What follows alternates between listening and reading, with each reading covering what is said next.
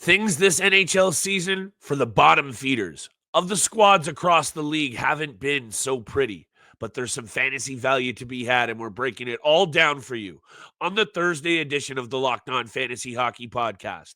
Sharks, Hawks, Sabres, and Flyers. What value can you find at the bottom of the barrel? Tune in, tap in, and let's get this paper.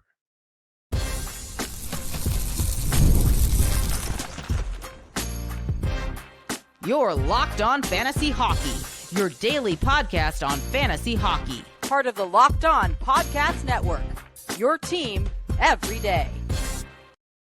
At this point of the fantasy hockey game, Mr. Roden, there could be some fantasy GMs out there overlooking the worst teams in the NHL, but we're going to do the dirty work for everyone out there on the Thursday episode of your daily 30-minute source for fantasy hockey.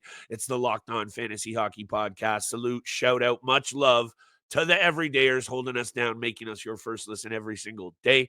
Today's episode is brought to you by our friends at FanDuel Sportsbook, where new customers get $200 in bonus bets if your first $5 wager hits. Every time I read that, Steele, it makes me think, when did my first wager, how did that go down on FanDuel? Don't have the wherewithal to go back and dig into that. However, we'll get to our big-time bets for Thursday night's 10-game betting board. I got a same-game parlay ready to roll. Been a pretty good couple of weeks for us, and I'd like to keep that rolling if you don't mind, so we can get this postseason money. However, before we get there, this is an intriguing topic. I threw it your way earlier in the day. I think we both like it. It's not always pretty in the fantasy game. And I'm sure there's a lot of GMs out there overlooking opportunities on bad teams to cash in. Do these players jump off the page? Not necessarily, but not every single player on your team will. So we're going to dig into both conferences, bottom of the barrel teams, Flyers, Sabres, and out west, we got obviously the Sharks and the Hawks. Who are you looking at, Steele? Whatever team you want to go to doesn't matter to me, because there's value to be had here. Well, I'm going to let you talk about the Buffalo Sabres, save them for later in the episode, because I've already went on a tangent the last 2 to 3 weeks about how I feel with a lot of their guys that are rostered below 50%, 40% on Yahoo right now. So I'll leave the Sabres for you. I'm going to start out west, bottom of the league, San Jose Sharks. Got to talk about 3 players. Tyler Toffoli at 34%. Rostered on Yahoo right now, William Eklund at 18%, and Will Smith at 12%. 3 games this week for the Sharks. They actually haven't played a game at all this week, but from Thursday through Sunday, 3 games, Maple Leafs, Rangers, and Kings. So it's a tough schedule, but I still think there's a lot of value with these guys who are on the top power play unit. I think my favorite of all of them is William Eklund, who's on a little bit of a tear right now, 52 points in 65 games on the season. He's got 4 points in his last 4 games, shooting the puck a lot. Like I said, on the top power play unit. It just seems, again, for the former first round, 7th overall pick, he's so smooth with his game. You know, there's nothing that's overly flashy, but he just gets the job done with his feet, moving his feet, his edge work, and finding those lanes and seams to move the puck around to his teammates, Celebrini, Toffoli, especially on the power play. I really like William Eklund, what he's done this year, especially for a 22-year-old. Again, we obviously knew the Sharks were not going to be by any means a good team, but they have definitely headed in the right direction. And William Eklund has been a surprise, already a career high 52 points, and he still has 10 games left in the season. So no question that he can get to 60 in the remaining in the Sharks' remaining schedule. So definitely some value on the Sharks right now. This might be an angle that is sometimes forgotten. You know, we're talking about overlooking things. You know, this is something that fantasy GMs might sometimes forget, that there is still a lot of offensive value here with this team, and they're only going to get better. Clearly, what hinders young players' confidence is when you let in so many goals at the other end. That's going to inhibit anything you get going in the offensive zone. And you look at 259 goals against for the San Jose Sharks team, which is a very crooked number, and it's definitely the worst in the Western Conference. I believe it's the worst in the entire NHL other than the Pittsburgh Penguins, who that's a whole other scenario. However, this team, if they think about even if they were just a little bit better in their own end, or if they had held on to Mackenzie Blackwood, and I know those are big if questions, but this San Jose, what I'm trying to get at is this Sharks team should not be overlooked. And you mentioned the caliber of players that they have in the top six, and you add that little wrinkle of Tyler Toffoli's quality this season, who has a very good veteran presence, and you want to tap into what's going on in San Jose very quickly. Ryan Donato is a player that makes up for his lack of perhaps sexiness. He's a very smart player, Steele. And 53 points on the Chicago Blackhawks has to be discussed, especially when I dug into the peripherals a little bit. 101 hits as well, 37 penalty minutes, and clearly has formed chemistry with Connor Bedard. Down the stretch, it's really hard to say what the Chicago Blackhawks team is going to do, Steele, because they also are rocking overall goal differential of -61. However, It's not pretty. Ryan Donato has proven that he is worth a look. And down the stretch, if he is out there for you, perfect week-to-week flyer, perfect offensive boost for your playoff push. Yeah, Ryan Donato is a very good option. I also have a Chicago Blackhawk player, and I'm looking at Tyler Bertuzzi. He's rostered right now at 10% on Yahoo. 2 games remaining in the week for Chicago, Vegas, and Utah. So not the best of schedules. But yeah, I think Ryan Donato and Tyler Bertuzzi both offer some really good value down the stretch going into the playoffs. And it's been a decent season again for Tyler Bertuzzi. Again, like from the Chicago Blackhawks, you can't expect much, but another 40 point season under the belt for Bertuzzi. Another really good shooting percentage here, 16.5, 115 shots. He actually has 6 points in his last 4 games, so he's been heating up a little bit. He is projected on the third line right now for Chicago, playing with Kurashev and Veleno, but he is still on the top power play unit. So as I agree with you, probably Ryan Donato is the better option because he's playing in the top 6, plays a lot more with Connor Bedard. But I still think Tyler Bertuzzi still has a lot of value right now in this point of the season to stream and get those last-minute games in. You're going to have to get a little lucky at this point in the season. There is no way to sugarcoat it. We're just trying to point you in the right direction. Get lucky, but also be calculated with your moves. Don't get too crazy. I mentioned yesterday, I'm feeling grateful that I got into the postseason, Steele. It's because I took some calculated risk. Let's call that the other angle for today's episode. These are all calculated risks that some other GMs might not be out there doing the research. Let us do it for you every single day, Monday through Friday, 30 minutes in and out. You know what you can get with your boys here on the Locked On Fantasy Hockey Podcast. Today's episode is brought to you by our friends at FanDuel Sportsbook. The madness, it's officially here, and FanDuel is giving you the chance to get in on March Madness like never before. Right now, those new customers get $200 in bonus bets when you hit your first $5 wager. That's 200 bones in bonus bets to bet on everything from buzzer beaters to the Cinderellas and who's cutting down those nets, picking favorites, staying in the action with live betting, same game parlays. We're degenerates on this show, and that's why we love FanDuel. You can do it all on the app, so easy to use. Visit FanDuel.com today and get in on college hoops all tourney long. And thank you so much for making the Locked On Fantasy Hockey Pod your first listen Monday through Friday. 7 o'clock in the morning is when you can find our episodes. Please make sure you hit that subscribe button, the follow button. It means the world to Flip and I. Thank you so much for all that support. Flip, there is one team I think you might be forgetting about right now, and that's why I'm leaving the Buffalo Sabres for you. I had to take a look at the Nashville Predators because, you know, there might be some hidden gems on them. Obviously, the top guys, Forsberg, Yossi's out, so he's done for the season, which we haven't talked about as well. Yossi's done for the year, but I think Luke Evangelista, a guy that you've talked about numerous amounts of times, needs to be mentioned as well. Rostered at 1%, so he's definitely out there. I think maybe you can take a look at Michael Bunting. He's rostered at 10%. He's been moved around multiple times this year, but Evangelista, he's had a really good season again. 24 points in 57 games. He's been injured from time to time. 5 points in his last 3 games. He's playing on the top line with O'Reilly and Philip Forsberg. Gets some power play time as well from time to time, especially on the second unit, but can jump up on the first unit from what I've seen this year. I just wanted to throw his name out there because I still think there's some value with this Nashville team down the stretch. Again, hidden gems on some losing teams. It's all we're throwing out there. Names that we're liking, catching our eye, players that at this point should be worth a shot. Luke Evangelista is a very one-sided player still that at times looks like he has all of the offensive tools to really get it done.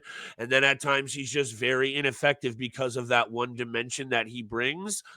Perfect example for the mold that we're discussing.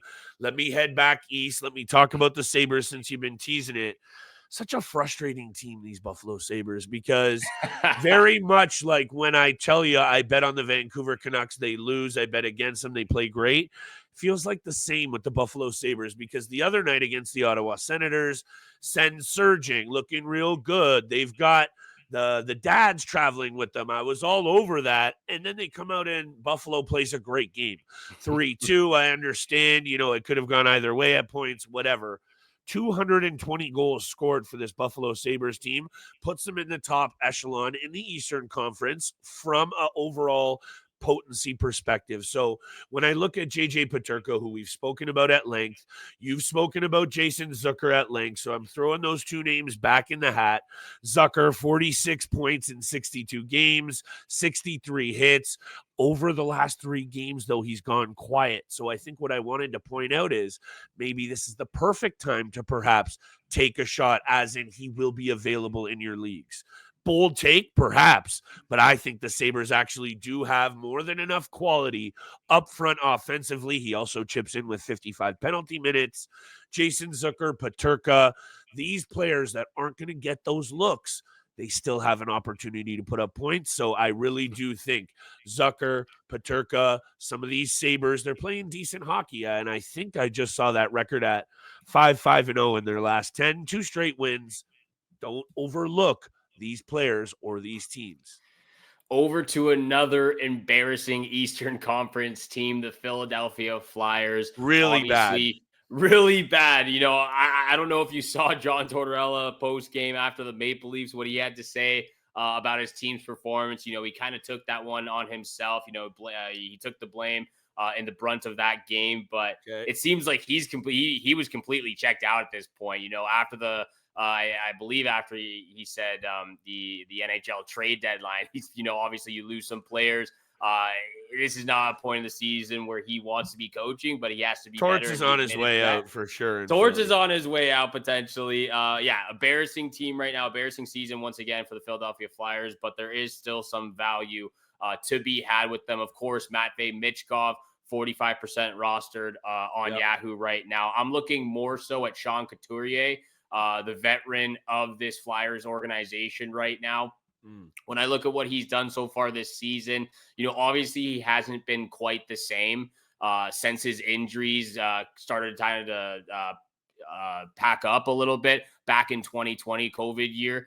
He hasn't been quite the same, like I said, but 37 points in 70 games this year, 130 shots, 44 hits, and 41 blocks. Over the last 5 games, though, he's got 5 points. He shot the puck 20 times, chipping in with hits, blocks here and there. Again, this team has been very embarrassing, but I think going for the rest of the week, a really advantageous schedule, an easier schedule for the Philadelphia Flyers as they take on the Montreal Canadiens and those Buffalo Sabres. So 2 games for the Flyers. I think Sean Couturier, who's rostered at 4% right now, could be a really good option. I think he's actually looked a lot better than the stats indicate as well, still, considering everything that this veteran has gone through in terms of very serious injuries. The guy's a warrior. And what's interesting about this Philly club is, you heard it from me multiple times last year. They punched above their weight class. They looked at times really good, and they held in there in that Metro, and then they fell right out of it. And, a lot of these times on these shows, we don't exactly always look spot on correct, but that was one of them. And then you come back this season and they're really proving that statement to be true. Look at the offense though, like 197 goals for, that's in the bottom third of the league. And you kind of add everything up, very average goaltending, the trades that were made. We were really expecting some steps from Tyson Forster. We've thrown Bobby Brink's name around. Jamie Drysdale's name has been thrown in that mix as well, and just all kind of really falling flat. However, to me, Travis Sanheim is a player that doesn't get nearly enough credit. And the fact that he was on the Four Nations face-off team is one thing. Yeah, I think that's good very point. indicative of his quality. Fantasy and quality don't always align, but for me, 70 hits, 154 block shots, 32 penalty minutes. And the fact that this man is only a -16 to me, Steele, is even more indicative of his quality. Yeah, last year, 44 points, that stepping out offensive point that we made 44 points by a D-man who puts up near triple digits in those other periffs. That's noteworthy. So maybe some guys out there and gals were expecting that next step. I just think that's how bad the Flyers have been. Don't sleep on Travis Sanheim. I wanted to say that for this season and for next season, especially if there's a shakeup behind the bench. This team has a lot of very intriguing pieces. So to Yeah. me, Travis Sanheim, underrated, overlooked, fits the mold of everything we're talking about. He is a very reliable blue liner, Steele. And if you need to plug a hole, Travis Sanheim on the Flyers is someone who I think deserves a little bit more love.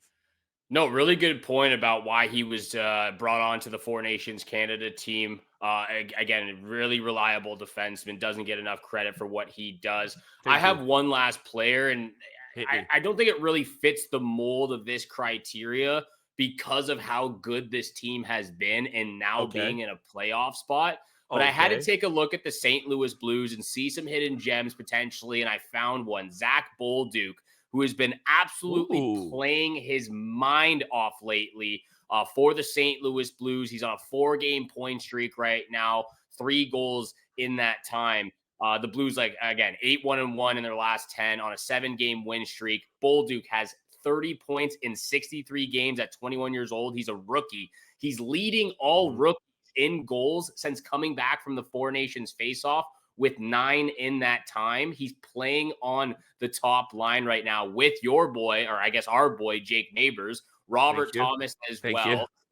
He's getting a good look on the first power play unit, and he's just producing right now. He's got a physical aspect, which you and I like about Jake Neighbors as well. 94 hits, 31 blocks, 97 shots, a +17, which is incredible for a rookie right now, especially from the St. Louis Blues.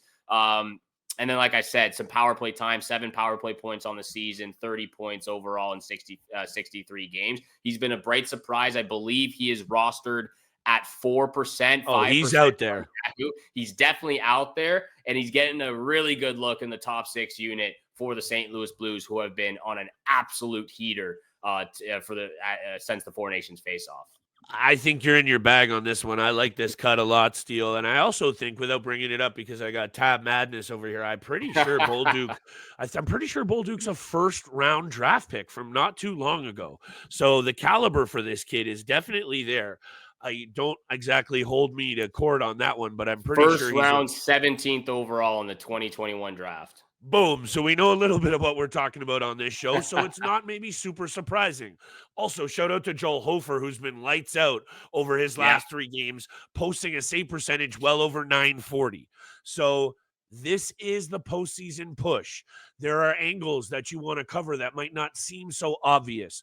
Looking at the teams on the outside looking in, or the teams near the bottom, which I was really trying to do. I like that Steele copped out and gave you some other options. That's a whole other situation. Thanks a lot, Steele. Anyway, I like it. Bolduc, beauty, love it. Don't miss an opportunity to grab some of these options. A lot of really good options to stream going into the weekend. When we come back after the break, big time bets. Love the betting board for Thursday night. We've got our locks of the night, of course. But first, this episode is brought to you by Indeed. You just realized your business needed to hire someone yesterday. How can you find amazing candidates fast, easy? Just use Indeed. When it comes to hiring, Indeed is all you need. Stop struggling to get your job post seen on other sites. Indeed sponsored jobs put your post at the top of the page and help you reach the right candidates fast. Ditch the busy work. Use Indeed for scheduling, screening, and messaging so you can connect with your candidates faster. I've been in that spot where you need the right hire. Like yesterday, the pressure's on, and every day without that right person is a setback. That's exactly when Indeed sponsored jobs come in handy. They make sure your post is seen by the right candidates at the right time. Now you can speed up your hiring process with a $75 sponsored job credit. Just go to Indeed.com/lockedon right now and support our show by saying you heard about Indeed on this podcast. Terms and conditions apply. Hiring, Indeed is all you need. And once again, thank you so much for making the Locked On Fantasy Hockey Pod your first listen every single day. We appreciate you out there. We love the support we've seen from the podcast. Everyone tuning in, asking us questions at this time in the season, what you should be doing with your lineups. We appreciate you. We love you out there. Thank you so much for all of that. That's why we do what we do, especially at the end of the episode. Try to give you some winning picks every single night, Monday through Friday, so you can put a little extra cash in our pockets going into the weekend. Big time bets, lots of games on the board. You said you had a same game parlay. I'm excited to hear what it is. Where are you looking? It's got to be Colorado, LA. This is a juicy one for me, Okay. Steele. And as much as I know you said you like this board, to me, it was a little bit tricky. And I guess what I want to hone in on is two teams that have been a whole lot of fun to watch of late.